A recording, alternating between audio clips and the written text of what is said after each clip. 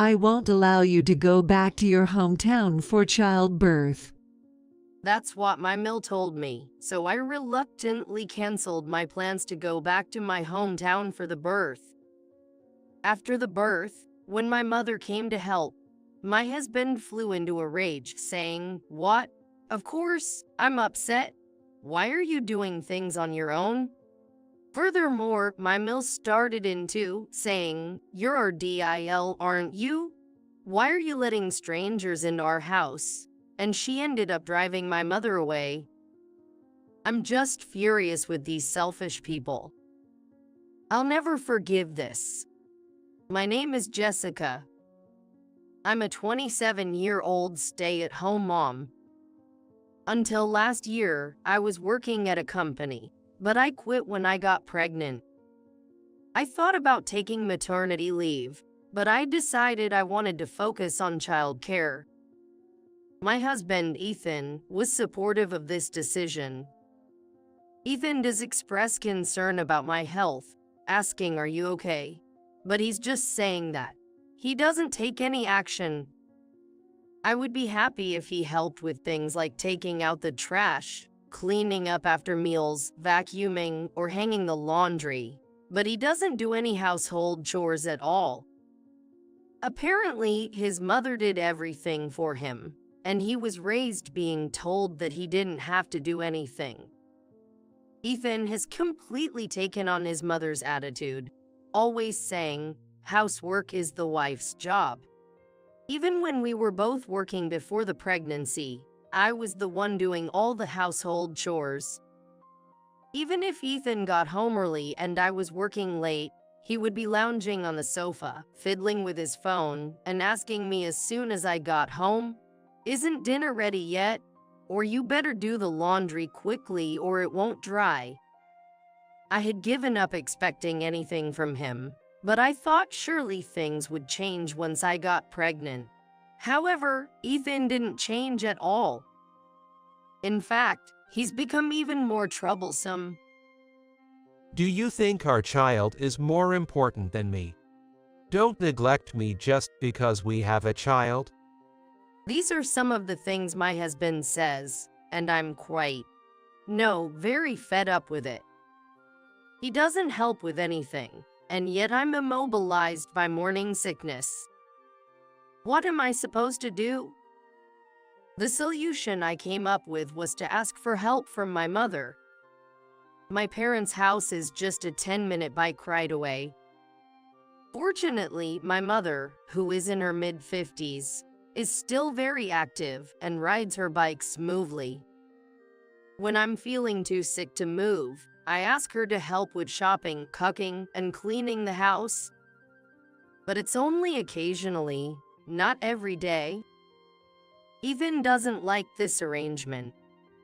When I tell him that my mother came over, he gets furious. Why are you letting a stranger into our house? Stranger? She's my mother. Your mom comes over too, doesn't she? It's different with my parents. You married into our family, so your own mother has become a stranger. Don't call her over without my permission. What kind of outdated thinking is this? Sometimes I wonder if Ethan is actually in his 60s, not his 20s. While holding my forehead in frustration, I think about this absurd logic. I wouldn't need to ask my mom for help if you did something. I feel nauseous from morning sickness, and it's hard to even move. If you were more considerate of me, I wouldn't need to call my mom. I argued back, but Ethan retorted, "Why should I, tired from work, have to do anything? You're a monster." I have so much I want to say, but getting more worked up would affect the baby. Stress is the last thing I need during pregnancy, but it seems to be constantly there, thanks to my husband. I don't want to face your parents. Make sure they're gone before I get home, okay? And with that awful remark, Ethan left for work. As usual, he left without cleaning up after breakfast. While I was sighing and placing the used dishes in the sink, I thought, I want to go home, and felt an urge to return to my hometown soon. But honestly, I can understand not wanting to meet the in-laws too much. No matter how good the relationship is, they are still people with whom you have no blood relation. However, if he dislikes my parents and doesn't want them at our house, then it should be fair. Just stopped by nearby, got tired, need to rest. Thinking this with a forced smile on my face, I faced Dorothy, my mill, who arrived suddenly without any notice. Even when I messaged my husband, "Your mom came over without calling first," he just replied, "What's the problem with my mom coming over?" There is a big problem. It's hot today. I'm so thirsty. Jessica, get me some cold juice. I only have coffee. What? Such an inconsiderate DIL. Then go buy it. Wait, I should go? Who else is here? You're not expecting me, an old lady, to go, are you? That's ridiculous. That's exactly what I'm thinking. Expecting a pregnant woman to go shopping, that's ridiculous. Dorothy always shows up unannounced, demanding one thing after another. Sometimes she stays for lunch too. Even when I suggest getting takeout, she says, "Don't waste my son's hard-earned money. At least cook something." I'm pregnant and exhausted. But when I mention using the money I earned while I was working, she'd say, "Then get the best quality lobster." You know, I sometimes feel like giving her a knuckle sandwich right on her temple. It's not just that. I can't clean or do laundry as I'd like, so naturally, the house is a mess. Seeing this, Dorothy says, "At least do some cleaning," and makes me do it. With my belly getting bigger, even vacuuming is a struggle. Yet, Dorothy demands perfection, saying, "What are you looking at? There's dust at your feet?" Even when I ask her to let me know before she comes, she retorts, "Why do I need to inform anyone before visiting my son's house?" You know, if I weren't pregnant, I might want to put a wrestling move on her. And it's not just Dorothy who suddenly intrudes. My sil, Maria, who's actually my husband's biological sister, does the same. Maria is currently 21 years old. After dropping out of college and graduating from a vocational school, she's living a lazy, unemployed life at her parents' house. She claims she's in the midst of bridal training, but lounging around at our place makes me wonder really in what way. Like Dorothy, she demands meals, but when asked to help, she peeled potatoes to the size of taro roots. When I asked her to add roux to the beef stew, she used up all the newly bought roux. Her excuse as she fled was, "I'm still training." What kind of training is she doing at her parents' house? Peeling vegetables an inch thick, enduring overly salty beef stew? It's obviously unhealthy, and there's no way I, a pregnant woman, can eat it. Of course, neither Dorothy nor Maria ate it, so the food was just wasted. And whenever they come to our house, they lounge around for hours and don't leave. When I ask if it's okay to leave John, my Phil, alone, Dorothy says, he likes being alone, but I know her phone is constantly ringing. I caught a glimpse of her phone display, and the caller was John.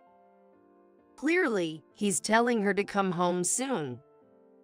In the end, they both stay until Ethan comes home, and if I'm too tired to prepare dinner, all three go out to eat. What about my dinner? This is the worst. So, with all this going on, I'm really frustrated with Ethan, who is cold to my mother and only cares about his own parents and sister. I'm also angry with Brazen Dorothy and Maria. I was thinking of returning to my hometown soon, but then Dorothy said something outrageous. It's our precious first grandchild. How can you even think of going back to your hometown for childbirth? First birth, that's no concern of mine. I raised 2 children myself, and I commend you not to go back. Stay at home. I protested against this, but Ethan was of no help, siding with his mother, saying, "Mom is right." Dorothy wouldn't listen to reason. Maria echoed the same sentiments. Realizing it was futile, I agreed to forego going back to my hometown. But when I suggested that my mother help after the baby was born, that was also rejected. This is ridiculous. Time for some drastic measures. Eventually, I safely gave birth to my daughter. She was the first grandchild for both families, and everyone was overjoyed. I was happy, of course, but even more relieved that she was finally here. I had planned to focus on recovering my strength until discharge. But of course, Dorothy and Maria just had to show up unannounced. And not just any time, but outside visiting hours. Completely unacceptable. And then they both have the nerve to say, "What's with that face, Jessica? We're here. You should be happier." There's no vending machine in this hospital. Jessica, we'll look after the baby. Go and buy us something, Maria demanded, nearly pushing me to the edge. But before I could react, a nurse lost her temper, and the two were practically kicked out of the hospital. Unhappy with that, they bombarded me with calls and messages all night. I had turned off my phone, so seeing the history the next morning was quite shocking. And so, I was discharged in that situation. I wondered what would happen next, but surprisingly, Dorothy and Maria didn't show up. Apparently, John, my Phil, had scolded them to be more considerate. John, good job. While it was a relief that Dorothy and Maria weren't around, back at home, my useless and even more troublesome husband was waiting. As soon as I returned home with the baby, he said, "Hurry up and make some food." The future didn't look bright. So, starting the next day, Margaret, my mother, began coming over to help. "She's adorable, looks just like you were as a baby," Margaret said, her face beaming with joy. I really wanted her to stay over instead of just visiting, but I couldn't impose on her that much. And then there was Ethan to consider. I knew for sure he would start complaining if he bumped into her. So, she had to leave before Ethan got back home. When Margaret was about to leave, an hour before Ethan's usual return time, he unexpectedly came home. "Why? What are you doing home early?" Well, my boss told me to come home early since the baby was born, so lucky me. "Lucky? No way. You don't do anything, so there's no need for you to come home early." I couldn't complain since his boss was being considerate, but this unexpected turn of events left me flustered. And there, Ethan and Margaret faced each other. Why is your mother here? Ethan looked startled. Then, from behind him, "What? Jessica's mom is here." Now it was my turn to be taken aback. To my surprise, Dorothy peeked out from behind Ethan. And then Maria appeared as well. Weren't they supposed to be laying low after John scolded them? Wait, John is on a business trip, and they decided to come over. Margaret, caught in this unbelievable situation because of Ethan, Dorothy, and Maria. I thought Ethan would at least pretend to be nice in front of my mom, but he made an obviously displeased face upon seeing her. Why is your mother here? I asked her to help because postpartum has been tough. What? Of course, I don't like her coming over without asking. I've told you this before, haven't I? Why do you do things on your own? Ethan frowned at my response. His face was so infuriating. He glared at me with a look as if he had just sucked on an incredibly sour lemon. But, I desperately wanted to yank on Ethan's annoying face. But I restrained myself and tried to argue back when Dorothy pushed him aside and stepped forward. Wait a minute, Jessica. Do you even understand your place? As soon as she stepped up, she pointed her finger at me and accused. My place? You're part of our family now, right? Why are you letting a stranger into our house? No, that's my mother. The moment you got married, you became our DIL, and your real home became here, with me as your parent. Don't do things on your own. But I'm still recovering from giving birth. So I can't stand it. Modern DIL are so unreasonable. Back in my day, even postpartum, everything in the house was done perfectly. I mean, when Oh, this is going to be a long story. It's tough listening to this when I'm still feeling weak postpartum. Just as I was thinking this, Dorothy said, "We can lecture her later." To my astonishment, suddenly Dorothy began pushing my mother, Margaret, from behind. Wait, what are you doing, Dorothy? We'll take care of our precious grandchild. You, stranger, please leave. She said that and pushed my mother out. Stunned by the sudden turn of events, my mother left without saying a word. How could you? My mother was just trying to help me. I glared at Dorothy and Ethan, outraged by their behavior. But it was 2 against 1. Just sit down over there. Under the glare of Dorothy, Ethan, and Maria, I was forced to sit formally and endlessly lectured, struggling postpartum. What followed was hell. Dorothy and Maria came over almost every day. Sometimes they even stayed overnight. But they did nothing, just lounged around. When they were hungry, they made me go shopping or cook. They left their mess for me to clean up, and the laundry was also my responsibility. Cleaning the dirty house, of course, fell to me. On top of that, they only sporadically cared for the baby, mostly neglecting her.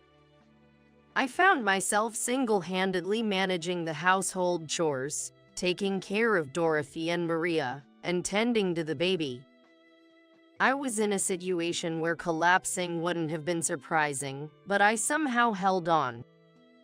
It was pure stubbornness.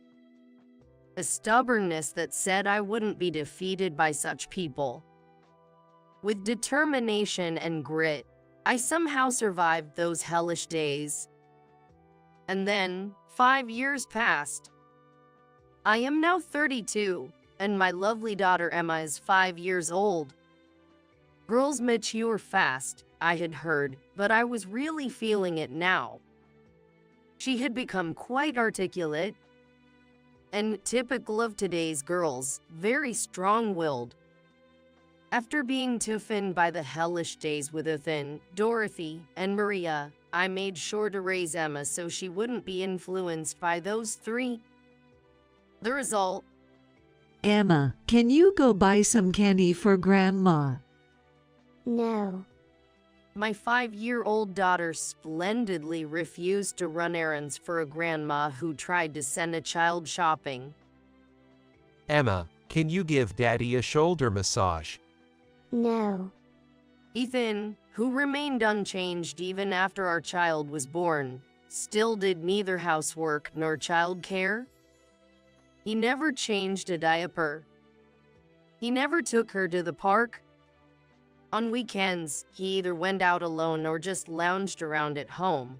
So naturally, Emma didn't grow close to him. Emma, can you massage Grandma's shoulders? Absolutely not. No. Despite Dorothy's persistent attempts, Emma naturally didn't warm up to her. Inside, I laughed devilishly, relishing Dorothy and Ethan's obliviousness. What's wrong with your daughter, Jessica? Dorothy was furious, but I could easily brush off her comments, feeling my newfound strength. She's become disrespectful because you started working early and left her in daycare. Well, what can I say? She's sweet to me. Maybe she just doesn't like your face, Dorothy. What did you just say? I had blurted out my true feelings, but instead of panicking, I found myself laughing at Dorothy's red-faced anger. I had truly become stronger. Realizing arguing was futile, Dorothy just glared at me but said nothing more. Seizing the opportunity, I tried to get back to work on my computer when suddenly, Dorothy started a new topic. You know, Maria just gave birth. I tried to ignore her, but she abruptly closed my laptop. Even as I glared at her, wondering what she was doing, Dorothy remained unfazed. She continued to disrupt my work, turning to talk to Ethan. The marriage order may have been different, with the pregnancy coming first, but it's still a happy occasion. I'm thinking of going to the hospital tomorrow. Ethan, will you join? I realized that arguing with Dorothy's actions was pointless. Instead, I replied with a sly smile. Oh yes, I've heard about that. Congratulations. Since you have a job and earn, you should give a generous gift. But Dorothy, you won't be able to see Maria, being a stranger and all. What? A gift, really? I have no interest in celebrating strangers. What are you talking about, even if Maria is your sil? No, Dorothy. Didn't you tell me? Once married, a DIL belongs to her husband's family, and her own family becomes strangers. Remember how you chased my mother away, calling her a stranger? What? Maybe Dorothy had forgotten, but I hadn't, even after 5 years. Faced with my stare, Dorothy faltered. Jessica, what are you saying? You said it too, right? When Ethan tried to back up Dorothy, I glared at him, making him falter as well. You said my parents are strangers, didn't you? You wouldn't let them see Emma. You left me alone postpartum, forcing out my mother who was trying to help, while you and your family did nothing but exploit me. Ethan, you didn't help either, did you? What? But you're the wife. Gotcha. I recorded that on my phone, because you're the wife. So you all think a DIL should naturally serve her in-law's family, right? That she shouldn't rely on her own parents, right? Then the same should apply to your daughter Maria. I said this with a sly grin, phone in hand. Ethan and Dorothy panicked. Hey, don't mess around. This situation with my sister Maria and you is different. That's right, Maria is my dear daughter. Don't be ridiculous. They both started blaming me. I calmly set my phone on the table, took a sip of tea, and I took a deep breath before shouting, "You two are the ridiculous ones." They both jumped back in shock. With a thud, I put one foot on the low table and rested my elbow on my knee. I glared fiercely at the two of them, who were practically losing their balance in front of me. Take responsibility for your own words. Grown-ups shouldn't be spouting such nonsense. Sorry, so sorry. Don't think an apology will fix this. I've been waiting for this day for a long time. As I chuckled menacingly, their faces turned pale. I was well aware of the villainous look on my face. You turned my own parents away, so now it's only fair that you deal with the consequences. Only John needs to visit Maria's baby. Need help? You don't need that, do you? I've already informed John why you won't be going to Maria's. I'm sure the news will quickly reach Maria's husband. What did you say? By the way, I've recorded this entire conversation and plan to send the audio to Maria's husband. What? It's amazing what you can do with just a phone these days. Collecting evidence is a breeze. As I smirked, Dorothy teared up. So, Emma and I will be leaving this house. What? Ethan's dumbfounded voice echoed as I announced our departure. Leaving? What are you talking about? I have a good job now and my own income. I'll take child support, but I don't need you anymore. What? You never helped with the house, showed no care for me, were indifferent to parenting, didn't play with Emma, and we barely talk. Do you think such a husband is necessary? I do. As Ethan nodded vigorously to my question, I shouted back, I don't, and grabbed Emma's hand. Emma, you want to be with Daddy, right? In desperation, Ethan tried to cling to our daughter as his last resort. But I don't need you. Ethan slumped in defeat. I had planned to leave Ethan if he retaliated against my actions. Once I heard Maria was pregnant, I started planning to leave the house. I had already found a new place. Soon after, Emma and I left the house. Negotiations through lawyers concluded, and Ethan successfully became my ex-husband. Distrusting him, I demanded a lump sum for child support. Ethan was left with nothing. Our joint savings were divided, but Ethan had hardly saved anything. John, my former Phil, ended up covering the shortfall in child support. He had always been displeased with Ethan and Dorothy's behavior. John, too, was reportedly fed up with the selfishness of Ethan and Dorothy, the like-minded parent and child. John and Dorothy also ended up divorcing. There was a division of property, but Dorothy, who had never worked, struggled to live on her own. She eventually moved in with Ethan, but they were burdened with debts to John and lived in poverty. Eventually, Ethan and Dorothy ended up moving into a shabby apartment together. There, the two of them are said to be shivering in the drafty apartment, surviving on simple meals every day. Maria, my former Sil, also divorced. Her marriage was based on a pregnancy, and her lack of domestic skills was later discovered. Her husband took care of the house, but Maria took advantage and neglected their baby. One day, she was caught leaving the child alone for hours to gamble, leading to divorce and the husband taking custody. Maria, too, joined Ethan and Dorothy in their impoverished apartment. With Dorothy and Maria's lack of income, Ethan couldn't sustain a decent life. Their utilities were cut off, and they live in poverty now. This information came from John. It was a case of reaping what they sowed, and I couldn't help but laugh. As for Emma and me, we're enjoying our life together. Our new home is close to my parents, and they frequently visit us. Emma loves her grandparents who play with her, and she's very attached to them. In stark contrast to her expressionless and cold demeanor towards Ethan and Dorothy, Emma is a childlike child, hugging my mother with a smile. Seeing Emma's smile, I think to myself that divorcing was the right decision. As I hope Emma doesn't end up like Ethan and others who can't do anything, I hear her voice saying, "Mom, I cleaned up my plates properly. Now I'm going to fold the laundry." Even without parents, a child can still grow up well.